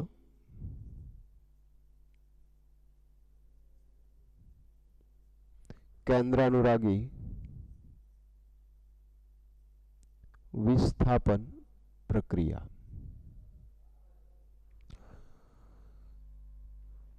પ્રક્રિયા જે છે એમાં R બોન્ડ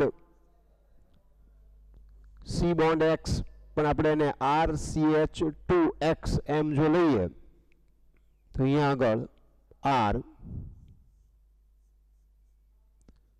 H, હવે CH2 અથવા તો એને આપણે થોડું અલગ રાખવું હોય તો ડ્યુટેરિયમ મૂકીએ અને બોન્ડ X આમ હોય તો સ્વાભાવિક છે કે હેલોજન છે એના ઉપર આંશિક ઋણ વીજભાર હશે, કાર્બન કરતા હેલોજનની વિદ્યુત ઋણતા વધારે હોય. અને જો હજુ આને આપણે આમ કક્ષકના સ્વરૂપમાં દર્શાવવું હોય તો આ રીતે આવશે, એટલે કે અહીંયા આગળ આની સાથે એનો બંધ છે એ પ્રકારે આપણે એને દર્શાવી શકીએ. તો અહીંયા હેલોજન સાથેનો એનો જે બંધ છે આપણે એને થોડું અલગ રીતે દર્શાવીએ, એટલે કે અહીંયા ગોળા સ્વરૂપે દર્શાવી દઈએ આમ, તો આ આપણું X હેલોજન સાથેનો બંધ. આમ ન્યુક્લિયોફાઇલ જે છે એ ન્યુક્લિયોફાઇલ આની સાથે પ્રક્રિયા કરે તો સ્વાભાવિક છે કે આ બંને ઋણ વીજભાર ધરાવતા હોય,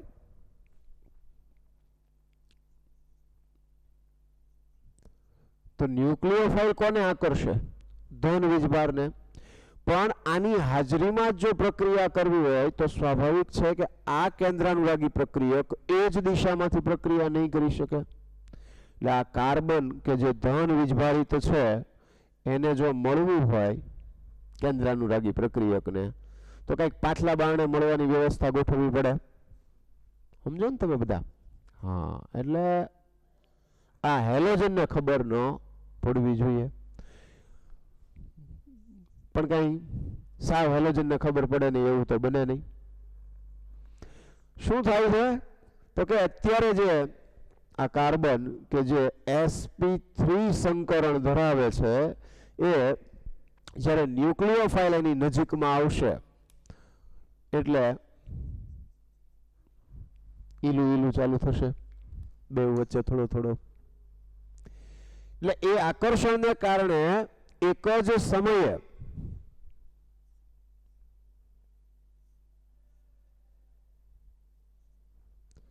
શું થશે તો કે કેન્દ્રાનુરાગી પ્રક્રિયક સાથે પણ બંધ હશે અને હેલોજન સાથે પણ બંધ હશે, અથવા તમે એમ કહી શકો કે એક જ સમયે આના માટે શું કહી શકાય SN2 પ્રક્રિયામાં કેન્દ્રાનુરાગી પ્રક્રિયક સાથે બંધ બનવાની શરૂઆત અને R બોન્ડ X બંધ તૂટવાની શરૂઆત એક સાથે થાય છે. સાયમલ્ટેનિયસલી પ્રોસેસ છે, એક જ સમયે બંને પ્રક્રિયા છે એની શરૂઆત થાય. ઓકે, હવે આ જે સ્થિતિ આવી એમાં કાર્બનનું સંકરણ કયું થઈ જાય તો કે sp2 થઈ જાય, પણ અહીંયા 5 પરમાણુઓ જોડાયેલા છે જેમાં 3 પ્યોર બોન્ડ છે પણ 2 બોન્ડ જે છે એ કેવા છે તો કે વીક છે, નબળા છે, પણ એક જ સમયે 5 પરમાણુઓ હાજર છે એટલે આમાં આ પેન્ટાવેલેન્ટ જે એનો આકાર હશે એની અંદર પંચકોણીય દ્વિપિરામિડલ પેન્ટાવેલેન્ટ ડાયપિરામિડલ એની જે આકૃતિ છે, જીઓમેટ્રી છે, ભૌમિતિકતા એ એવી બનશે. તો આ જે સ્થિતિ છે એ સ્થિતિ કઈ લાંબો સમય તો રહે નહીં. કાર્બન છે એ 4 જ બંધ બનાવી શકે, હેલોજન ના પાડી દે કાંઈ નહીં કાં હું નહીં, તમે નક્કી કરો. આમાં એવું જ હોય, આપણે હોય એવું. એટલે આ જે ન્યુક્લિયોફાઇલ છે એ ન્યુક્લિયોફાઇલ જો પ્રબળ હશે તો શું થશે તો કે આ બંધ તૂટી જશે. રાસાયણિક પ્રક્રિયા તો થઈ કહેવાય કે જૂના બંધો તૂટે અને નવા બંધનું નિર્માણ થાય, બરાબર. એટલે જેવું આ કાર્બન છે એ આ ન્યુક્લિયોફાઇલ સાથે બંધ બનાવવાની શરૂઆત કરશે એટલે ઝઘડા શરૂ થાય C બોન્ડ X ના જૂના હારે. આ બધા જૂની નવીના પ્રશ્નો છે. આ જૂનો બંધ છે ને આ નવો બંધ છે. શું થશે? આ બંધ તૂટવાની શરૂઆત થઈને આ બંધ બનવાની શરૂઆત થઈ. એટલે આવી એક સ્થિતિ જે આવી એને કહેવાય ટ્રાન્ઝિશન સ્ટેટ, સંક્રાંતિ અવસ્થા. અને ત્યાર પછી તો કે હા ત્યાર પછી શું થશે તો કે X માઇનસ છે એ છૂટો પડી જશે. હવે આ જ્યારે બંધ તોડતો હોય તો એ ઇલેક્ટ્રોન યુગ્મ લઈને જાય, કારણ કે ઇલેક્ટ્રોન યુગ્મ ઉપર એની પકડ સારી છે. અને કાર્બન એમ કહી દેશે, કારણ કે ન્યુક્લિયોફાઇલ છે ઇલેક્ટ્રોન યુગ્મ લઈને જ આવ્યો હશે, તું તારે તું ચિંતા ન કરતો, આપણી પાસે ઇલેક્ટ્રોન યુગ્મ છે, એને જે પૈસા જોતા હોય આપી દે, છૂટું કર. તો આ બંધ તૂટી જશે અને આ ન્યુક્લિયોફાઇલ સાથેનો બંધ બનશે. પણ કઈ દિશામાંથી? તો કે જે બાજુએ હેલોજન હોય એનાથી વિરુદ્ધ દિશામાંથી. એટલે સ્થિતિ જે છે એ કંઈક અંશે આવી થઈ કે જેમાં જો આ બંધ બતાવીએ તો આ ન્યુક્લિયોફાઇલ થયો R, અને આ જે H અને D જે હતા એ H અને D એ ફરી જશે, એટલે કે આ બાજુ આમ આવી જશે. બરાબર? તો આ જે ઘટના છે કે જેમાં મૂળ જે બંધારણ છે કયું અવકાશીય ગોઠવણીની દ્રષ્ટિએ જે મૂળ બંધારણ છે એનાથી વિરુદ્ધ દિશામાં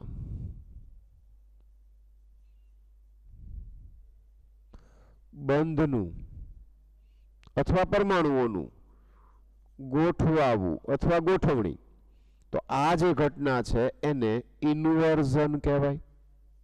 એટલે કે SN2 પ્રક્રિયા હોય તેમાં ઇન્વર્ઝન થાય છે. હવે જો આ કિરાલ કાર્બન ધરાવતો હોય તો પણ એમાં ઇન્વર્ઝન થાય, કિંતુ પરંતુ બંધુ સખા ધ્યાન રાખવાનું શું, તો કે અહીંયા આગળ ધારો કે આ ડી અથવા એલ જે પણ હોય નિપજ બની કે જેમાં કેન્દ્રાનુરાગી પ્રક્રિયક જોડાયો, તો આ ડી હોય તો આ એલ થઈ જાય, એવું ન થાય.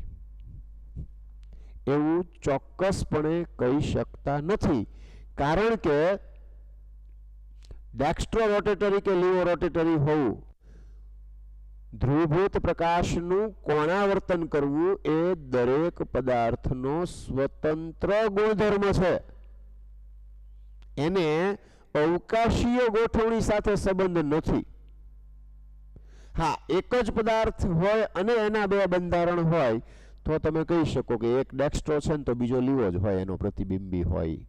પણ અહીંયા એવું નહીં કહી શકાય. અહીંયા તમારે પ્રક્રિયક લીધો તો એમાં હેલોજન હતો, હેલોજન સિવાયનો કોઈ ન્યુક્લિયોફાઇલ અહીંયા જોડાયો છે, એનાથી વિરુદ્ધ દિશામાંથી જોડાયો છે. બંધારણની અવકાશીય ગોઠવણી ચોક્કસપણે બદલાઈ ગઈ છે, પણ અવકાશીય ગોઠવણી બદલાવા માત્રથી તમે એમ ન કહી શકો કે આ ડેક્સ્ટ્રો હતું તો આ લીવો થઈ જશે, અથવા તો આ લીવો હતું તો ડેક્સ્ટ્રો થઈ જશે. આ બેમાંથી કાંઈ જ ન કહી શકાય. થાય પણ ખરું, ન પણ થાય. બંને વાત યાદ રાખજો. ક્લિયર છે? એટલે કે હા, ઇન્વર્ઝન ચોક્કસપણે થાય, અવકાશીય ગોઠવણી બદલાય. અહીંયા જે બંધારણ હશે એનાથી વિરુદ્ધ દિશામાંનું બંધારણ આવશે, પણ એને ડી કે એલ સમઘટકતા સાથે કોઈ સંબંધ નથી. તો આટલી બેઝિક આપણે ઇન્ફોર્મેશન પહેલા લીધી. હવે આપણે કેટલીક કાઇનેટિક્સની વાત કરીએ, રાસાયણિક ગતિકીના સંદર્ભમાં વાત કરીએ. બરાબર, એના કાઇનેટિક્સ વિશે. કયા? SN2 પ્રક્રિયા માટે કાઇનેટિક્સ શું કહે છે? કાઇનેટિક્સ મીન્સ પ્રક્રિયાના વેગના સંદર્ભમાં જેટલી માહિતીઓ હોય એ બધું કાઇનેટિક્સ કહેવાય. તો કે અહીંયા આગળ પ્રક્રિયા એ આ બંને પ્રક્રિયકોની સાંદ્રતા ઉપર આધાર રાખે છે. એટલે કે પ્રક્રિયાનો વેગ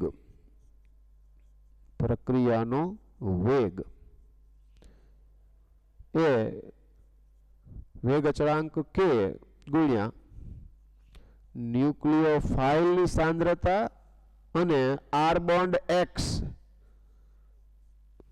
ની સાંદ્રતાના સમચલનમાં, એટલે ઇક્વલ ટુ મૂક્યું એટલે સંતુલન અચળાંક મૂકી દીધો, અને આ બંનેના ઘાતાંકના એક ઘાતના સમપ્રમાણમાં સમચલનમાં હોય છે. એટલે કે પ્રક્રિયાનો વેગ R એ કેન્દ્રાનુરાગી પ્રક્રિયકની સાંદ્રતા પર પણ આધાર રાખે છે અને R બોન્ડ X ઉપર પણ આધાર રાખે છે. બંનેની સાંદ્રતા ઉપર આધાર રાખે છે. એટલે એક મહત્વની વાત એ કે કેન્દ્રાનુરાગી પ્રક્રિયક અને R બોન્ડ X બંનેની સાંદ્રતા ઉપર SN2 પ્રક્રિયા જે છે એ પ્રક્રિયાનો વેગ આધાર રાખે, અને એટલા માટે આપણે એનું નામ આપ્યું દ્વિઆણવીય કેન્દ્રાનુરાગી વિસ્થાપન પ્રક્રિયા. વિસ્થાપન પ્રક્રિયા તમને ખબર છે? કોઈ પરમાણુ કે સમૂહ દૂર થઈને એના સ્થાને બીજો પરમાણુ કે સમૂહ દાખલ થાય એટલે વિસ્થાપન. કેન્દ્રાનુરાગી વિસ્થાપન શું કામ? તો કે અહીંયા આગળ આ જે સ્ટેપ છે એ RDS છે, રેટ ડિટર્મિનિંગ સ્ટેપ છે. વેગ નિર્ણાયક તબક્કો છે એ હંમેશા કેવો હોય? ધીમો હોય, અને ધીમા તબક્કામાં કેન્દ્રાનુરાગી પ્રક્રિયક વડે પ્રક્રિયા થાય છે, એટલે કેન્દ્રાનુરાગી પ્રક્રિયા છે. બંને ઘટકોની સાંદ્રતા ઉપર આધાર રાખે છે. એટલે એની આણ્વિકતા લઈએ તો આણ્વિકતા એ 2 ગણાય. મોલેક્યુલારિટી, આણ્વિકતા કેટલી ગણાય? 2.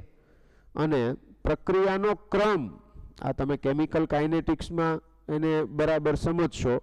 અત્યારે તો હું જેટલું કહું એટલું તમારે યાદ રાખી લેવાનું, માની લેવાનું. બરાબર, પણ બંનેની સાંદ્રતાના એક ઘાતના સમપ્રમાણમાં છે, એટલે બંનેની સાંદ્રતાના ઘાતાંકનો સરવાળો કરીએ અને કુલ પ્રક્રિયા ક્રમ કહેવાય. એટલે 1 + 1 2, એટલે પ્રક્રિયાનો ક્રમ, ઓર્ડર ઓફ ધ રિએક્શન એ 2 થશે. આણ્વિકતા 2 થશે. તો આઈ થિંક અહીંયા આગળ આ મેટર પણ ક્લિયર રહેવી જોઈએ. પ્રક્રિયાનો વેગ છે એ આ બંનેની સાંદ્રતાના ઉપર આધાર રાખે છે. બંનેની સાંદ્રતાના એક ઘાતના સમચલનમાં છે. પ્રક્રિયાનો ક્રમ 2, આણ્વિકતા 2 થાય. બરાબર.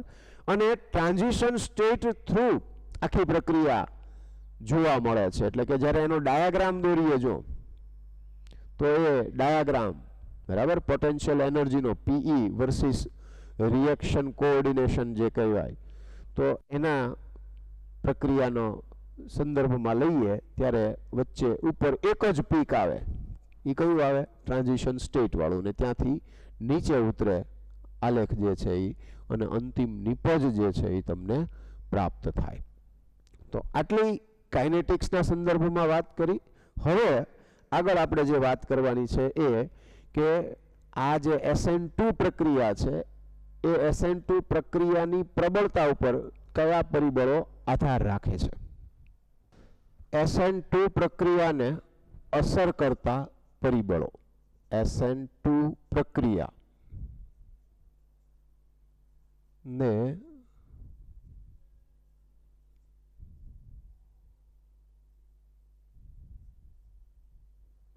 અસર કરતા પરિબળો. કયા કયા પરિબળો છે એ અસર કરે છે?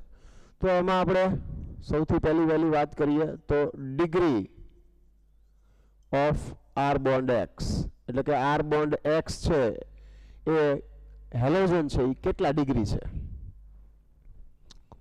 તો એમાં આપણે એમ કહી શકીએ કે CH3 બોન્ડ X હોય તો એ સૌથી સરળતાથી પ્રક્રિયા કરે. પછી CH3 CH2X હોય તો એ આના કરતાં થોડીક ઓછી સરળતાથી પ્રક્રિયા કરશે. જો આઇસોપ્રોપાઇલ સમૂહ હોય, આઇસોપ્રોપાઇલ હેલાઇડ, તો આ જે છે એ 1 ડિગ્રી થયો. 1 ડિગ્રી હેલાઇડ થયો. હેલોજન જે કાર્બન સાથે જોડાયેલો હોય તે કાર્બન અન્ય એક કાર્બન સાથે. આ 2 ડિગ્રી હેલાઇડ થયો. CH3 બોન્ડ X, તો આ 2 ડિગ્રી હેલાઇડ છે એ 1 ડિગ્રી હેલાઇડ કરતાં ઓછી સરળતાથી પ્રક્રિયા કરે. અને CH3 થ્રાઇસ C લઈ લઈએ બોન્ડ X, તો આ 3 ડિગ્રી છે. ઓલમોસ્ટ તમે એમ કહી શકો કે નો SN2, એટલે કે SN2 ન થાય, SN2 પ્રક્રિયા ન થાય. તો અહીંયા આગળ આવું કેમ થાય? તો કે જેમ જેમ અવકાશીય અવરોધ વધતો જાય. હવે ન્યુક્લિયોફાઇલને SN2 પ્રમાણે જોવા જાવ તો ન્યુક્લિયોફાઇલને પ્રક્રિયા કેવી રીતે કરવાની? હેલોજનથી વિરુદ્ધ દિશામાંથી જોડાણ કરવાનું ને. પણ વિરુદ્ધ દિશામાંથી જોડાણ કરવા જતા આ બધા ભાઈ મોટા મોટા ડેન્જર ડાઘિયા બધા, તો એ ફરતા ગોઠવાઈ ગયેલા હોય તો એ સરળતાથી જોડાઈ શકે નહીં. પહોંચી જ ન શકે બિચારો ધન વીજભાર વાળા કાર્બન સુધી, તો પ્રક્રિયા તો થાય નહીં. બરાબર. એટલે અહીંયા આગળ ટૂંકમાં આવું પણ કહી શકીએ કે CH3 બોન્ડ X પછી 1 ડિગ્રી પછી 2 ડિગ્રી 3 ડિગ્રી માટે એમ કહી શકો લગભગ ન થાય, આવું કહી શકીએ આપણે. ક્લિયર છે? તો 1 degree of R bond X ઉપર આધાર રાખે છે કે પ્રક્રિયા કેટલી સરળતાથી થશે. Number 2 beta branching. Beta branching SN2 માટે બીટા બ્રાન્ચિંગ. તો બીટા બ્રાન્ચિંગ જેમ વધુ તેમ SN2 પ્રક્રિયા ની સરળતા ઓછી. તો અગેન કારણે જ અવકાશીય અવરોધ વધે. શું લખીએ આપણે? અવકાશીય અવરોધ વધે તેમ SN2 અથવા પ્રબળતા ઘટે. એટલે તો કે એની અંદર તમે એમ લઈ શકો કે ભાઈ n પ્રોપાઇલ હેલાઇડ લીધું, C bond C bond C bond X, CH3 CH2 CH2X લીધું તમે હેલોજન વાળું. તો આ સરળ શૃંખલા છે તો કે આમાં હા આમાં વાંધો નથી, 1 ડિગ્રી છે એટલે થાય. પણ તમે એમ કહો કે ભાઈ CH3 CH CH3 CH2X, બરાબર, હેલોજન જે કાર્બન સાથે જોડાયેલો છે આલ્ફા કાર્બન ને એનો પાડોશી કાર્બન બીટા કાર્બન, તો કે ભાઈ આની કરતા આમાં તો કઈ શક્યતા ઓછી ભાઈ. જો આજુબાજુમાં બિચારા ન્યુક્લિયોફાઇલ ને આ કાર્બન સુધી પહોંચવું હોય તો પહોંચી તો હકવો જોઈએ ને. આ બધા ગોઠવાઈ ગયા છે આજુબાજુમાં, બધા કદ વધી ગયું એનું, એટલે સરળતાથી આ કાર્બન સુધી એ પહોંચી શકે નહીં.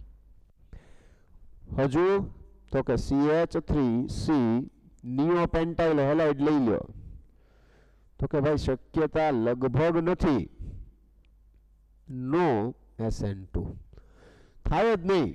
SN2 શક્ય જ ન બને. કેમ?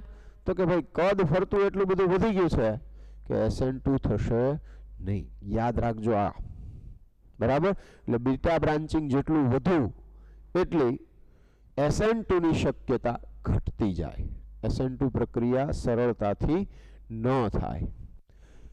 બાકીના બે ઘટકો વિશિષ્ટ રીતે ક્લોરોબેન્ઝીન અથવા બ્રોમોબેન્ઝીન, એટલે હું અહીંયા આગળ બોન્ડ X કરી દઉં તો શું થાય તો કે અહીંયા આગળ આંશિક દ્વિબંધ હોય, અહીંયા આગળ આ બંને વચ્ચે લોન પેર આપે ને, એટલે તો આ આંશિક દ્વિબંધને કારણે બંધ ટૂંકો અને પ્રબળ હોય. આમાં શું થાય? બંધ ટૂંકો અને પ્રબળ. એવી જ રીતે C double bond C bond X, આમાં પણ શું થાય? સેમ, બંધ ટૂંકો અને પ્રબળ. માટે SN2 ઇવન કે SN1 શક્ય નથી અથવા સરળતાથી ન થાય. કેમ? તો કે બંધ જ એટલો મજબૂત છે કે એમાં બંધ તોડવો કેમ? ખ્યાલ આવે છે?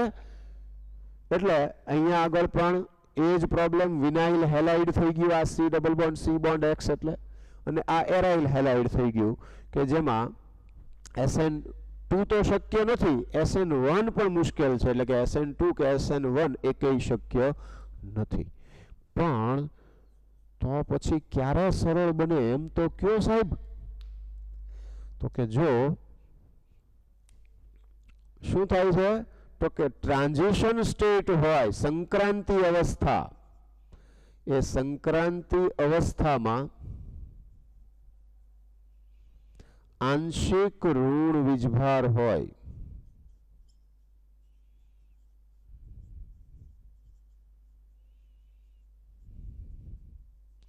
માટે જો ઇલેક્ટ્રોન વિથડ્રોઈંગ ગ્રુપ, ઇલેક્ટ્રોન આકર્ષક સમૂહ એટલે કે પ્રબળ -I અસર ધરાવતો હોય, બરાબર, તો એ પ્રબળ અથવા ખાલી લખો -I અસર ધરાવતો સમૂહ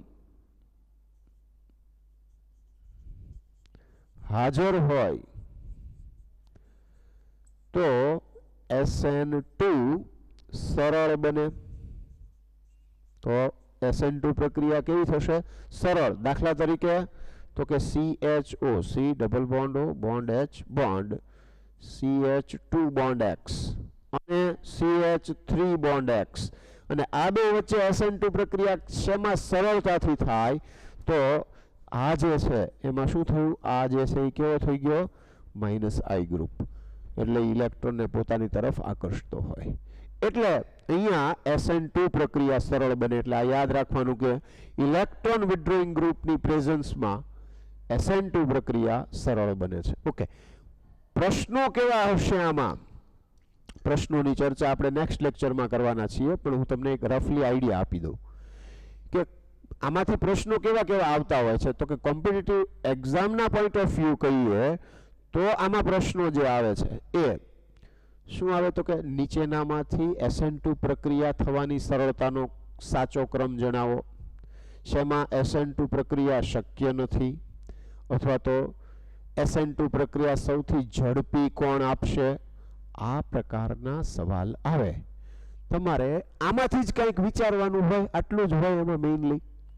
આ મેઇન પોઈન્ટ્સ થયા, પછી આપણે આના ઉપર આધારિત પ્રશ્નો છે એ જોઈશું નેક્સ્ટ લેક્ચરમાં, બરાબર. અને પછી આપણે NCERT નું તમને જે આપેલું છે એ ડિટેલ સ્ટડી કરીશું.